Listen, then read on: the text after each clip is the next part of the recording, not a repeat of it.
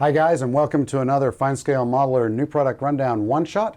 I'm Aaron Skinner, Senior Editor at FineScale Modeler, and today we're going to be talking about IBG's new 1/32 scale PZL P.11c. This is a Polish fighter that was designed in the 1930s and was one of the first aircraft in combat during World War II. This is the first time this important aircraft has been available in 1/32 scale, so let's take a look at what's inside the box. Nice box art. Instructions and decals, which we'll take a look at.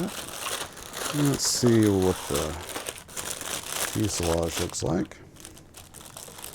This is a relatively small airplane, so even in 1/32 scale, it's not terribly large.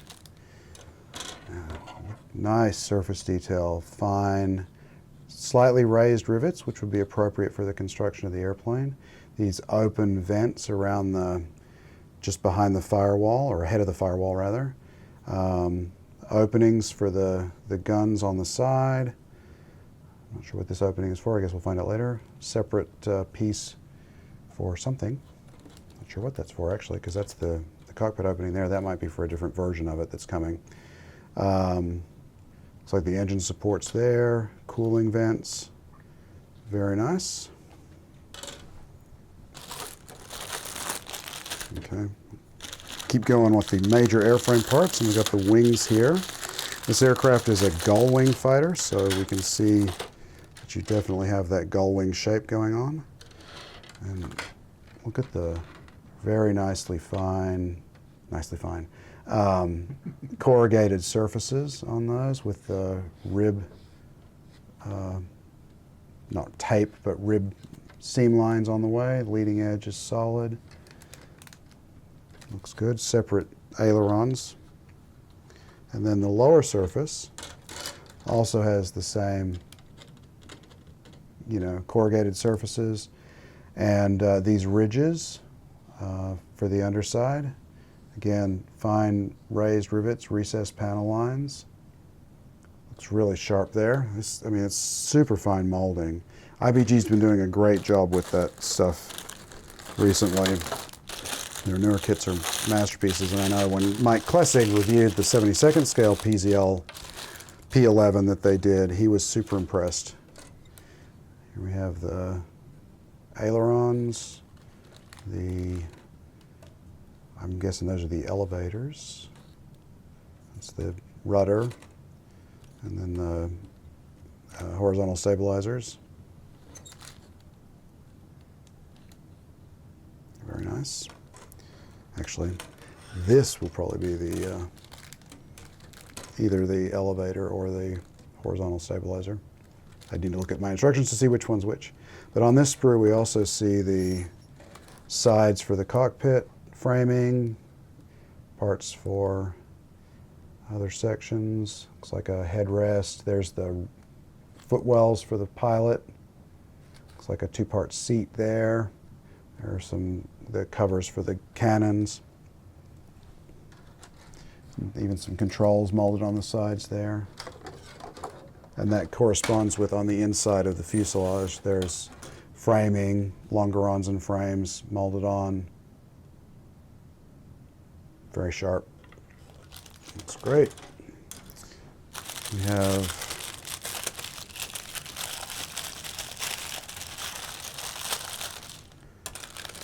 the part of the engine, fits around the front. The braces for the wings are landing gear. The landing gear, I think, and these are the braces for the wings there. Yeah. Again, look how fine the trailing edges on those are. Really sharp. Again, just very clean moldings. Fine attachment points to the trees.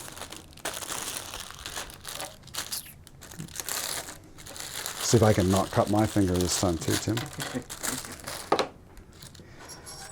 Yeah.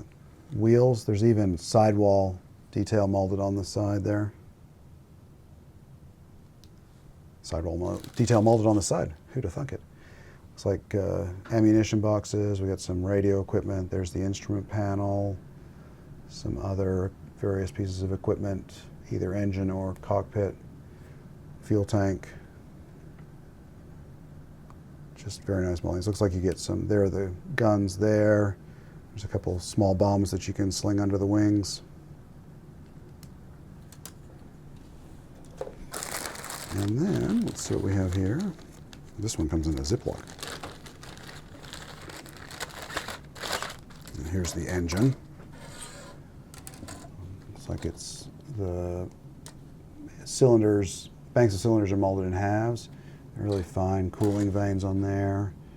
Your exhausts, your rocker or not rocker panels, valve stem things. Forgetting what they're called now. Sorry, it's early. Other parts of the engine, just again, very nice, really nice details there. And then we have the prop blades, and there's even detail molded on. There's a little plate molded onto the front of those prop blades. More bits and pieces, just super sharp. And this looks like the same sprue we had earlier.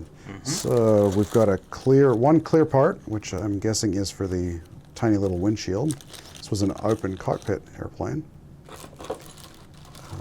So you get one squared off windshield. Very neat. And then their usual nice instruction booklet. They do a great job with their instructions with good details. Nice clear steps. So, which I've always, they've been really impressive here lately with the quality of the work.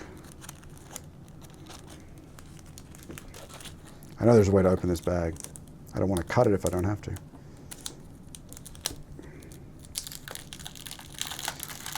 Okay, so we got decals in here. We also have a fret of photo etch, which looks like it includes the belts for the seat, some brackets, some sort of, looks like ammunition belts. These look like control horns or something along those lines.